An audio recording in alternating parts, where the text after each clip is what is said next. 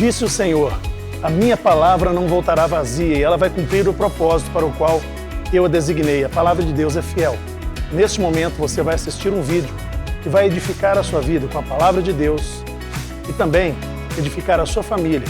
Compartilhe com seus amigos após assistir esse vídeo e também acesse o nosso canal no Spotify para você ouvir enquanto você dirige, enquanto você trabalha. Que Deus te abençoe, seja edificado e cresça na fé. Meus queridos, hoje, como eu fiz de manhã, eu quero fazer algo didático aqui, como uma escola bíblica dominical.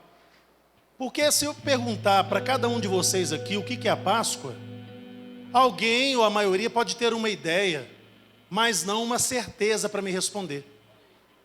Você vem todo ano na igreja, no domingo de Páscoa, mas talvez a Páscoa para você é uma data comemorativa. A gente fala sobre a ressurreição de Cristo, mas não sabe de onde veio, não sabe o porquê. E às vezes fica mais fácil entender que é um domingo para você comer o chocolate. Nada contra chocolate, porque eu gosto muito, eu sei que você gosta. Nada contra o coelhinho da Páscoa, mas Páscoa não se trata de chocolate do coelhinho, mas do sangue do cordeiro. E eu quero trazer de forma bem simples, mas mostrando para você a raiz do que é a Páscoa, o que nós estamos vivendo aqui hoje. Quem está comigo aí? O homem e a mulher desobedeceram a Deus e perderam a presença do Éden, o jardim das delícias, o jardim da presença. Só que Deus sempre planejou colocar o seu reino na terra e não deixaria por menos. E ele então começa a fazer alianças, ele escolhe um homem chamado Abrão. Fala comigo, Abrão quer dizer pai exaltado. Aí Deus gosta de mudar os nomes. Ele inclui mais um A. E ao invés de Abrão, ele começou a se chamar Abraão. Fala assim comigo, Abraão significa pai de multidões. E ele então recebe uma promessa: olha, a sua descendência, Abraão, será como a areia do mar, como as estrelas do céu, você não vai poder contar. De ti sairão reinos e governantes. Fala comigo, reinos e reis. Só que o homem, enganado pelo diabo, criou religiões. Deus não criou religião, Jesus não trouxe religião, trouxe o reino, porque a intenção original de Deus é o reino na terra.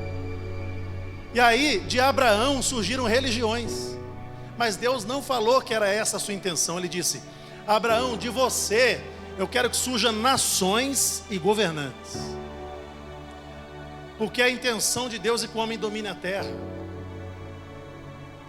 Fala comigo, Abraão, Isaac, Jacó. Olha só, o neto de Abraão, Jacó, foi aquele que segurou o anjo. Entrou em combate com o anjo, né? Jacó segurou o anjo. E aí ele sai manco dessa briga, porque o anjo só encostou na perna dele, ele saiu manco. Só que naquele dia, naquela noite, naquela madrugada, o neto de Abraão, que tinha uma promessa de Deus, deixa de se chamar Jacó para ter nome de uma nação. Ele começa a se chamar Israel. O anjo diz: como um príncipe lutaste. O seu nome agora não é mais Jacó, mas Israel. O neto de Abraão já tem o nome de uma nação. O bisneto de Abraão, filho de Jacó, um dos 12 filhos, chamava José. E ele foi vendido como escravo, servo, escravo na casa de Potifar, 13 anos preso numa cadeia injustamente, mas ele sai da cadeia para ser governador do Egito. Não havia governador no Egito antes de José. É só o faraó, governador supremo. E não teve um governador depois de José. Isso quer dizer que quando Deus quer te exaltar, Ele até cria o cargo para te exaltar. Deus não tem problema com isso. Só que José traz todo o seu povo que viveu em paz no Egito, porque o Egito, sem José, seria um lugar com 7 anos de fome. Mas como tinha um homem de Deus no governo chamado José, não era só faraó, o Egito virou celeiro do mundo e alimentou as nações. Parece que você não está aqui. Eu acho que essa música está hipnotizando os irmãos. Ó. Tira um pouquinho esse fundo. Abaixa ele, eu ponho outro. Porque você não entendeu nada. Eu falei que o Egito, o faraó, ia passar fome. Mas com o homem de Deus, é celeiro do mundo. Você ainda não pensou na sua casa? Você com Deus na sua casa, no seu trabalho, onde você pisar. Poderia ser o pior lugar, mas com você lá, vai ter fartura, vai ter prosperidade, vai ter vida. Eu não estou falando de José, irmão. Estou falando de homem e mulher de Deus. É de você que eu estou falando. Presta atenção e vai pegando quando eu falar. Ó, é meu, amém.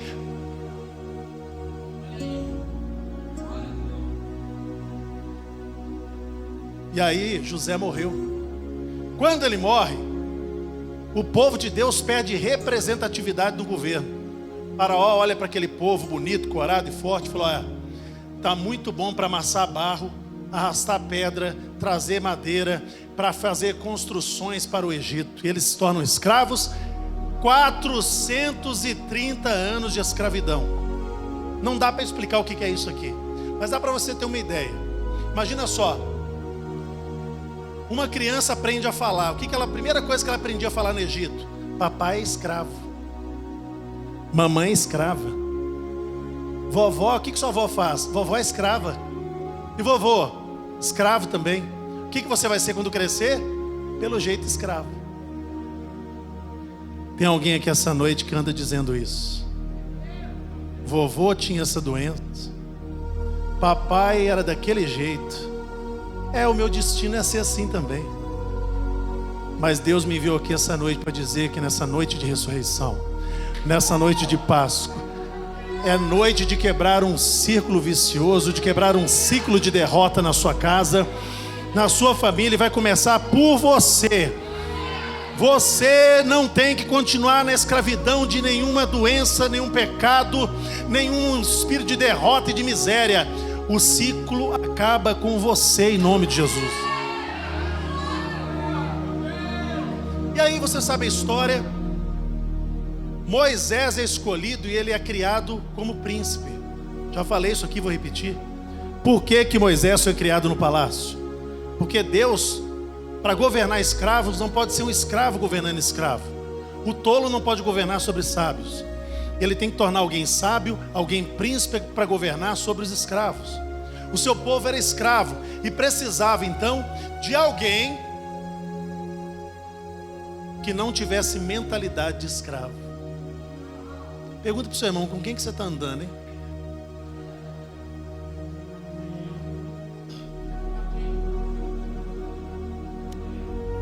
E aí, Moisés é criado na ciência do Egito, em táticas militares, diplomacia entre governos, idiomas, dialetos, e ele ali é criado.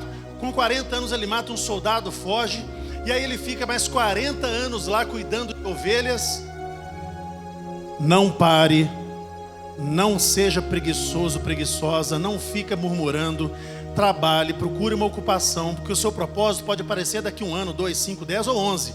Mas enquanto não aparece, enquanto você não descobre, mantenha-se ocupado, que o Senhor não usa gente desocupada. E Deus, para quem é ocupado, Ele multiplica o tempo, multiplica propósito, multiplica visão e multiplica oportunidades.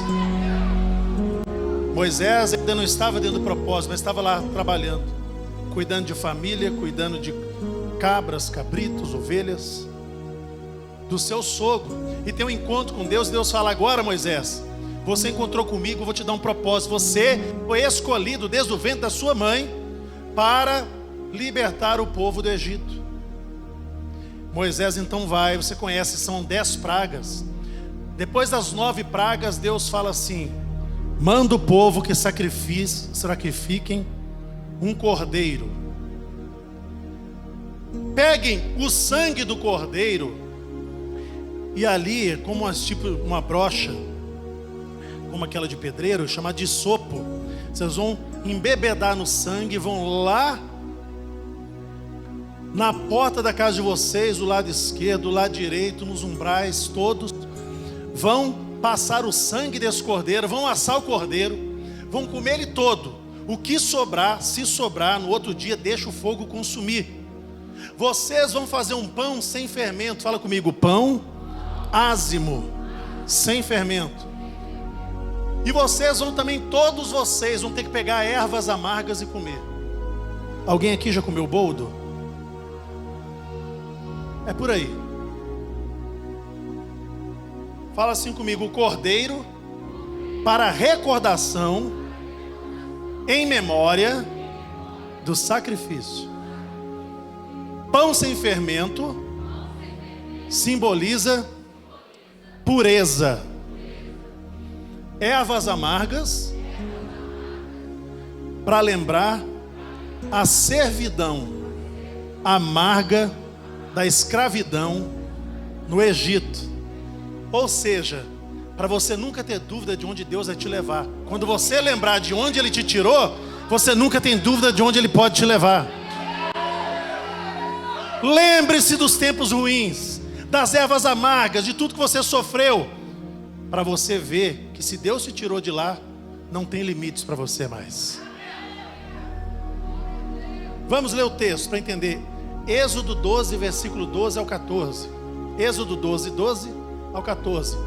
Nessa noite passarei pela terra do Egito e matarei todos os filhos mais velhos. Essa é outra versão, viu, irmãozinho? Mas vamos ler. Nessa noite passarei pela terra do Egito e matarei todos os filhos mais velhos, todo primogênito na terra do Egito, desde os homens até os primogênitos animais. E em todos os deuses do Egito farei juízos. Eu sou o Senhor. E aquele sangue será por sinal nas casas em que estiverdes. Vendo eu o sangue, passarei por cima. Fala assim: passar por cima. Não haverá entre vós praga de mortandade quando eu ferir a terra do Egito. 14. E este dia vos será por... Fala com o seu irmão: em memória. E celebrá-lo-eis por festa ao Senhor. Nas vossas gerações o celebrareis por estatuto perpétuo. Fala comigo: tipologia.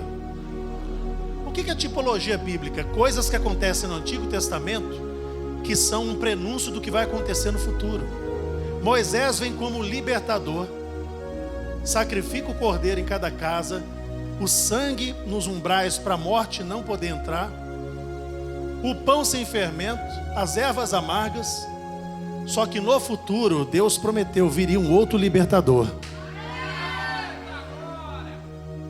Lá no Novo Testamento, na galeria dos heróis da fé, em Hebreus vemos também que pela fé Moisés serviu a primeira Páscoa. Hebreus 11, versículos 23 até o 28. Pela fé Moisés, já nascido, foi escondido 3 meses por seus pais. Olha só, irmãos, presta atenção nisso. Foi escondido 3 meses porque viram que ele era um menino bonito. E o faraó tinha mandado matar os meninos. Espera aí, é coincidência? Quando Jesus nasceu estava acontecendo a mesma coisa. Lembra do governo romano mandando matar os meninos? A mesma coisa aconteceu com Moisés. Versículo 24. Pela fé Moisés, sendo já grande, recusou ser chamado filho da filha de Faraó. Recusou ser um príncipe, escolhendo antes ser maltratado com o povo de Deus do que por um pouco de tempo ter o gozo do pecado, tendo por maiores riquezas o vitupério, o opróbrio de Cristo do que os tesouros do Egito, porque tinha em vista a recompensa. Pela fé deixou o Egito, não temendo a ira do rei, porque ficou firme como vendo o invisível. Pela fé celebrou a Páscoa e a aspersão do sangue, para que o destruidor dos primogênitos lhes não tocasse. Olha só, pela fé ele serviu a primeira Páscoa. Fala assim: Moisés, primeira Páscoa. Então você entende que a primeira Páscoa é um sacrifício final, de uma praga final, de um processo em que havia libertação do povo de só 430 anos de escravidão. É muito tempo, irmãos. E esse povo então comemora essa Páscoa E a Bíblia diz que Jesus é o Cordeiro que foi morto desde a fundação do mundo. Espera aí. Se Jesus é um Cordeiro que foi morto, o pai dele é pastor. Cuidado quando você falar de pastor, porque Deus é pastor. Jesus disse: as minhas ovelhas conhecem a minha voz. Jesus também se identificou como pastor. E para os egípcios, na terra de Gósen, era loucura qualquer pessoa ser pastor. Eles ridicularizavam. Assim o mundo também faz com você que é crente, comigo que sou pastor, com você que tem um ministério, com você que tem uma fé, sempre ridicularizados. As pessoas riem, fazem piadas, porque para o mundo, o Egito representa o mundo, onde tudo é liberado, onde o pecado é normal. Sempre foi ridículo ser pastor, mas Deus é pastor, Jesus é pastor, te chamou para ser pregador, pregadora do Evangelho. Onde você estiver, você é instrumento dele.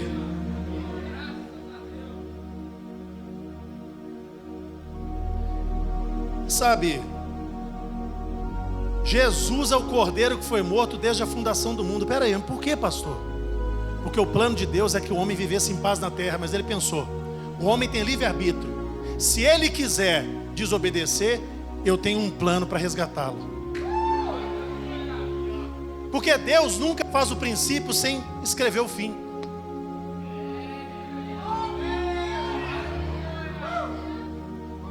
Deus viu que poderia ter um problema no meio do caminho e já preparou um fim de vitória para nós. E ele então programou: o Cordeiro já está morto. Desde a fundação do mundo, eu fundei, e olha que a fundação do mundo vem antes de Adão e Eva, ó. Tem histórias aí para trás. Ele já era o Cordeiro programado para ser imolado, sacrificado por mim e por você. Não porque Deus estava preocupado com o pecado, Deus estava preocupado conosco, porque Ele sempre nos amou e amou o mundo de tal maneira que enviou o seu Cordeiro, para que todo aquele que nele crê não pereça, mas tenha vida eterna, pelo sacrifício do teu sangue na cruz. Fala assim comigo: João Batista. Está vendo que é uma aula, então você repete comigo: João Batista, primo de Jesus, nasceu 6 meses antes de Jesus. Então entende-se que João Batista era mais velho que Jesus, não é? João Batista tinha entendimento das coisas espirituais. E olha o que ele fala aqui. João 1, versículos 29 e 30. No dia seguinte, João viu a Jesus, que vinha para ele, e disse: eis aí o Cordeiro de Deus que tira o pecado do mundo. Esse é aquele do qual eu disse: após mim vem um homem que é antes de mim, porque foi primeiro do que eu. Peraí. Quem chega primeiro tem primazia, tem direito. Mas se ele nasceu antes de Jesus, como é que é isso? Ele disse: olha, está vindo alguém mais poderoso do que eu. Eu nasci primeiro do que ele, mas ele já veio antes de mim. Ele é antes de mim. Ele é o Cordeiro que foi imolado desde a fundação do mundo. É o Cordeiro de Deus que tira o pecado do mundo. Jesus falou assim: olha, quando os santos anjos separarem o joio do trigo, separarem as ovelhas, os cordeiros dos bodes, à direita as suas ovelhas, e vai dizer para elas: vinde, benditos do meu Pai, e entrem no reino que está preparado para vocês desde a fundação do mundo. Vem e o teu reino seja feita a vossa vontade. 2024, ano de conquistar, mas o reino de Deus não chegou agora. Ele já está preparado desde a fundação do mundo. O reino é meu, é seu. Jesus um dia viu os discípulos preocupados e disse: calma, pequeno rebanho, porque agradou a Deus, aprove a Deus dar-lhes o reino.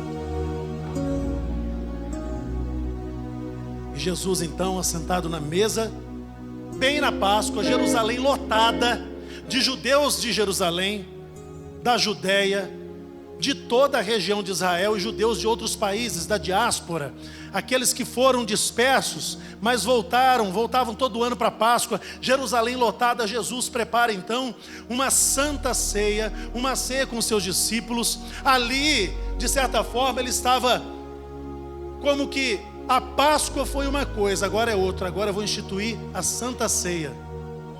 Porque a Páscoa, Deus disse a Moisés: fazei isso em memória. Mas eu digo agora para vocês: vocês vão comer deste pão, tomar deste vinho. Este pão é minha carne, este vinho é o meu sangue. Fazei isto em memória de mim, porque é um novo testamento. É um novo testamento no meu sangue.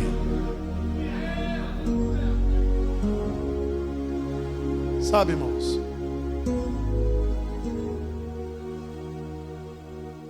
quando Abraão foi sacrificar o seu próprio filho Isaque, Deus falou: para, Abraão, para. Eu sei que posso confiar em você. Tira o menino daí, porque eu preparei um cordeiro. O cordeiro estava ali, ó, preso ali numa galha. Mas agora o próprio Deus, assim como Abraão ia sacrificar o seu próprio filho, a tipologia, o retrato do futuro, Deus agora não usa um cordeiro, mas dá o seu próprio filho em troca do cordeiro, para derramar o sangue por mim e por você. Aleluia!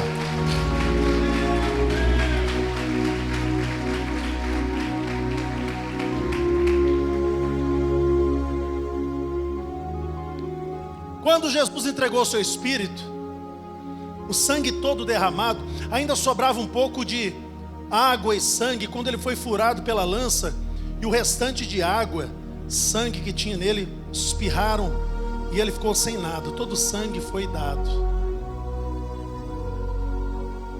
Naquele momento a terra, era 3 horas da tarde, Jesus foi crucificado às 9 da manhã, 6 horas ali com os braços estendidos.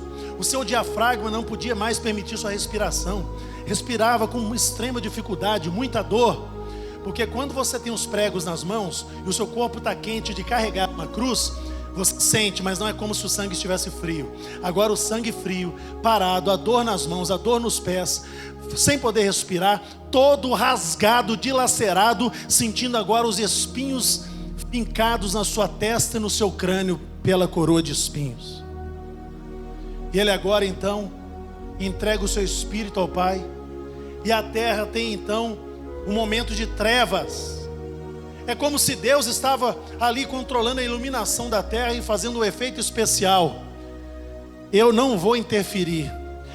Eu estou olhando para o sacrifício do meu filho, mas maior do que o sacrifício dele é o resultado que terá o sacrifício.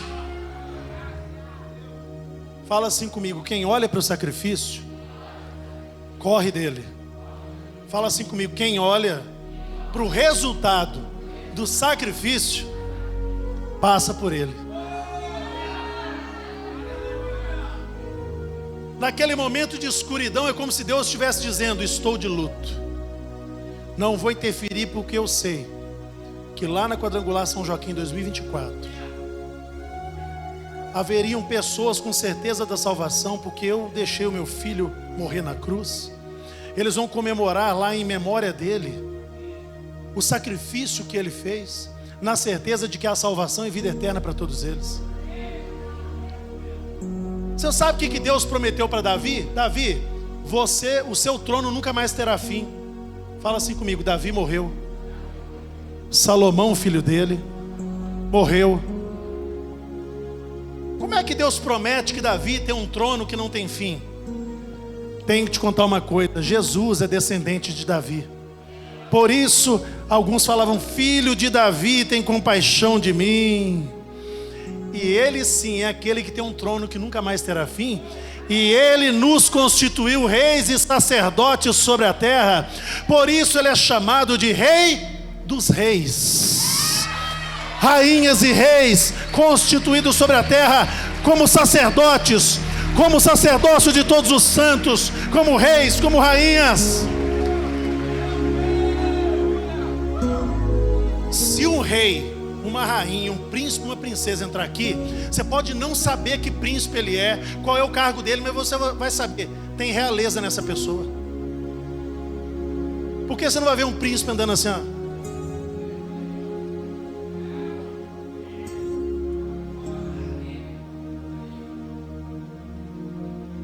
Você não vai ver uma princesa com o ombro arqueado. Quem sabe que é príncipe, é princesa, é criado na realeza e é ensinado a ter postura de governo.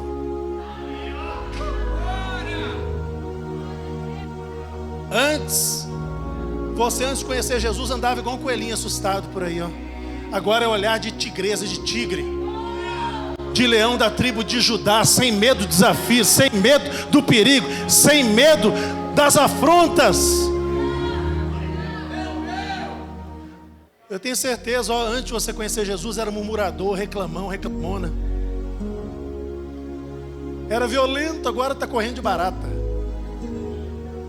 Agora não, é só fala de vitória, de promessa. As pessoas se incomodadas, chegam perto de você, você só fala de coisa boa, só fala de crescimento, só fala de projetos, você não fala mais de pessoas, de papo furado.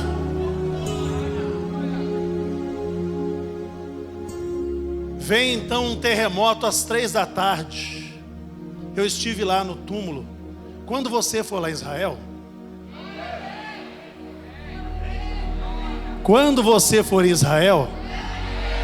você vai lá no jardim do túmulo. Quando você chega lá,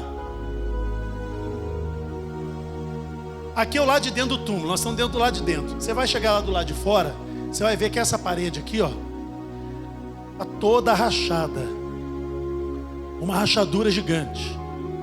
Mas ela destruiu parte dessa entrada, que foi reconstruída, só uma parte aqui assim, ó. E a rachadura acaba aqui. Por que ela não passou para lá? Porque não tem jeito da rachadura passar no ar. Ela terminou ali. E esse terremoto fez com que o chão tremesse e abrisse. E o terremoto entrou onde estava o Santo dos Santos, e de cima a baixo rasgou o véu do templo. Por isso todos nós, desde aquele dia do sacrifício do Cordeiro, do sangue derramado, quem tem esse sangue nos umbrais do coração marcado, a morte não pode mais ter poder, a miséria perdeu poder, o medo, o inferno não pode mais tragar, porque este sangue está sobre os umbrais da porta do nosso coração, e o Espírito Santo que estava nele está em nós. Ele está em nós.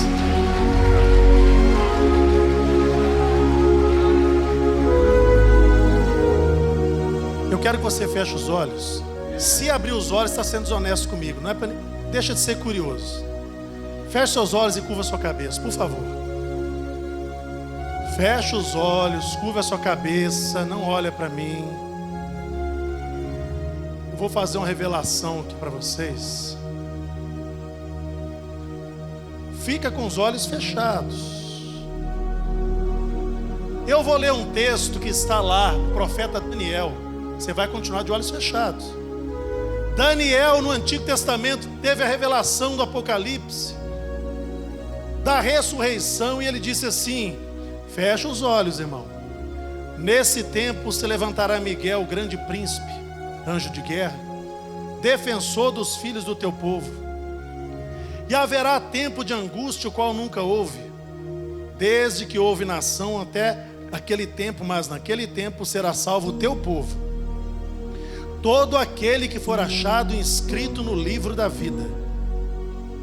Muitos dos que dormem no pó da terra ressuscitarão, uns para a vida eterna, outros para a vergonha e horror eterno. Continua de olhos fechados.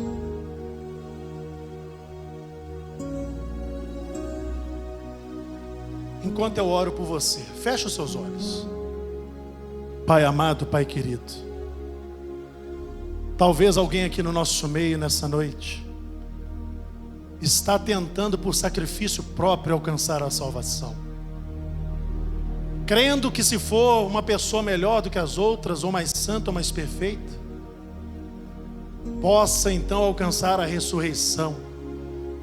Mas eu digo, Pai, que a ressurreição já foi conquistada. Até mesmo no Antigo Testamento, Daniel viu o dia do Senhor, o dia da ressurreição.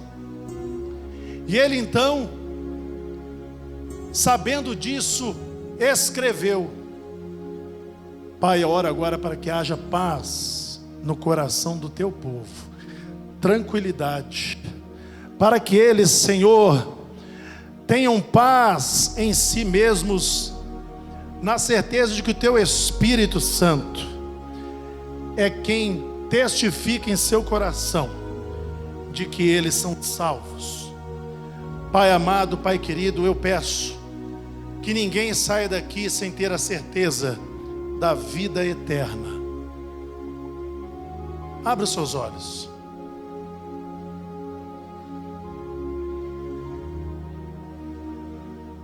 Você sabia que no Antigo Testamento e no Novo houve ressurreição? Vou falar rapidinho. Aquela viúva de Sarepta que Elias foi lá, multiplicou o pão e o azeite e a farinha dela, o filho dela morreu. Elias foi chamado e fez uma oração e pediu: Deus, eu clamo para que a alma deste jovem volte ao seu corpo. E ele ressuscitou.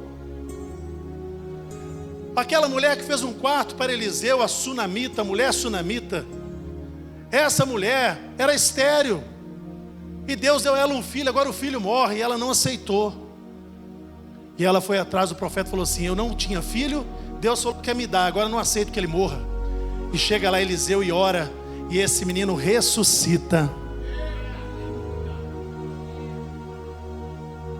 Eliseu morreu, e um homem que estava morto, sabe a ousadia do povo? Colocaram o corpo do homem morto em cima da sepultura de Eliseu. Ele ressuscitou.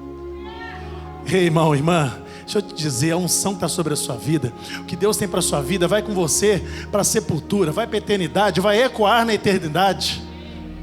E agora no Novo Testamento você vê Jesus ressuscitou a filha de Jairo. Quem lembra disso? Quem lê Bíblia aí sabe disso? Ah, sei.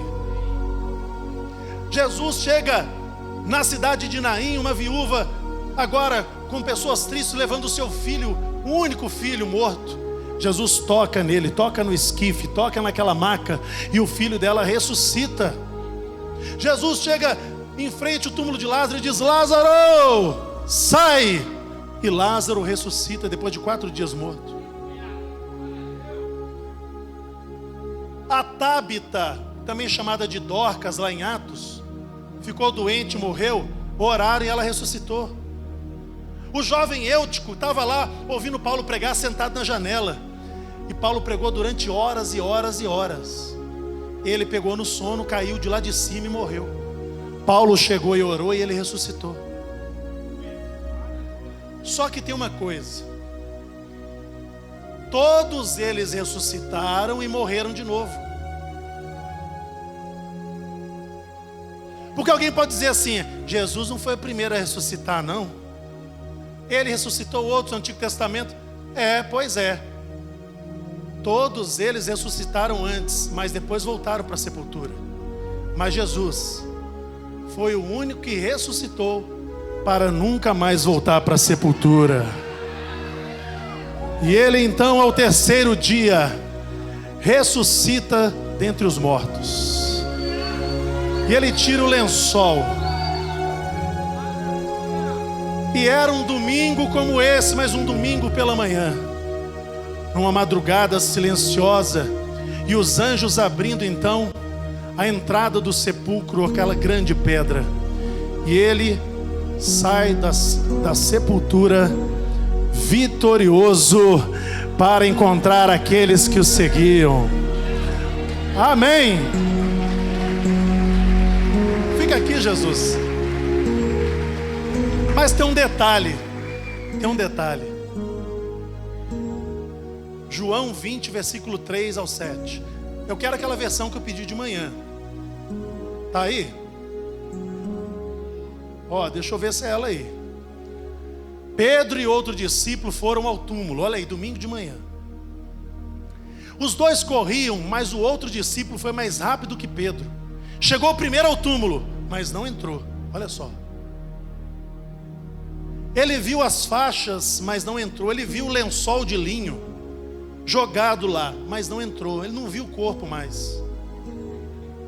Então Pedro chegou e entrou, e viu ali aquele lençol, as faixas de linho que envolviam o corpo jogados.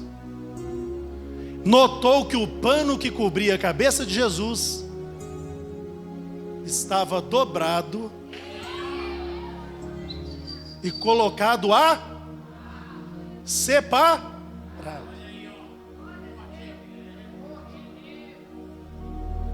Todo senhor, ao assentar à sua mesa, tinha lá os seus criados ou escravos. E quando ele estava à mesa, de vez em quando ele levantava. E se ele fizesse assim, ó, jogasse na mesa o lenço, quando ele saía não precisava falar nada. Quem visse aquele lenço, quer dizer, o lenço jogado assim, quer dizer, eu não volto mais, pode recolher a mesa. Mas se ele, assentado à mesa, dobrasse,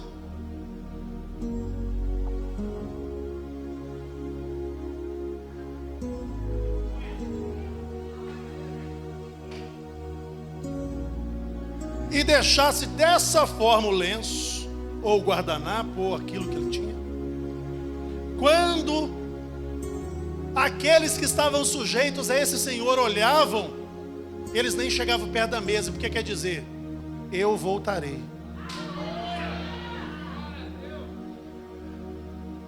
Por que então que o lençol estava jogado?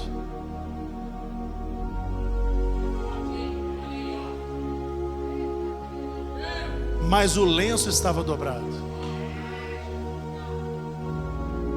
Para que você entenda, para a sepultura ele nunca mais volta. Mas para te buscar ele voltará. É o significado da Páscoa. É o significado da Páscoa.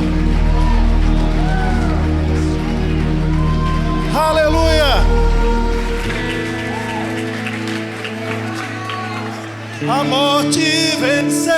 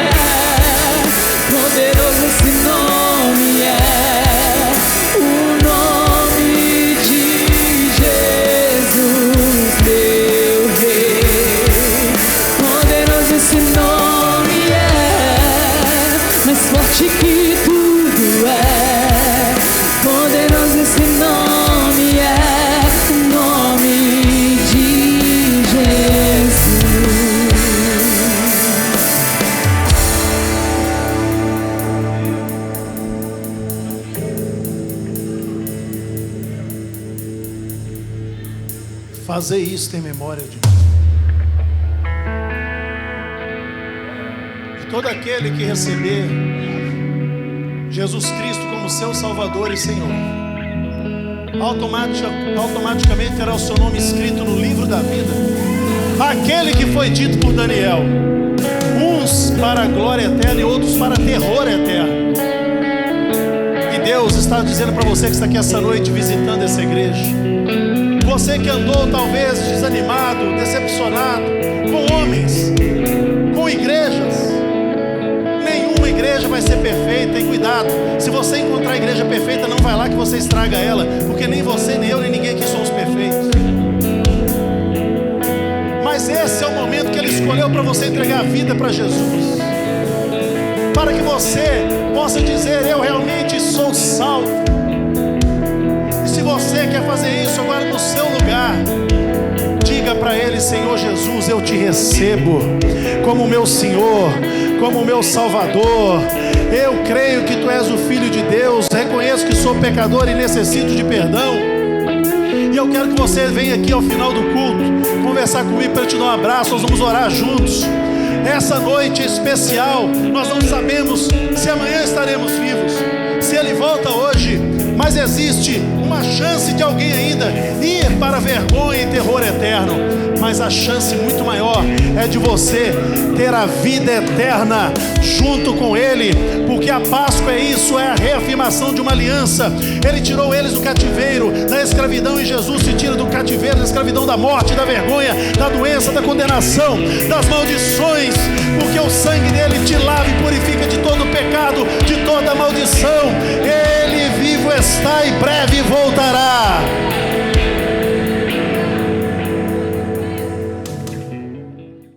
Espero que você tenha gostado desse vídeo e Deus tenha falado profundamente com você. Mas muito melhor seria se você estivesse conosco aqui na Quadrangular São Joaquim. Portanto, curta esse vídeo, compartilhe, mas venha nos fazer uma visita. Nós te esperamos, nós te aguardamos, nos acompanhe nas redes sociais. Deus te abençoe.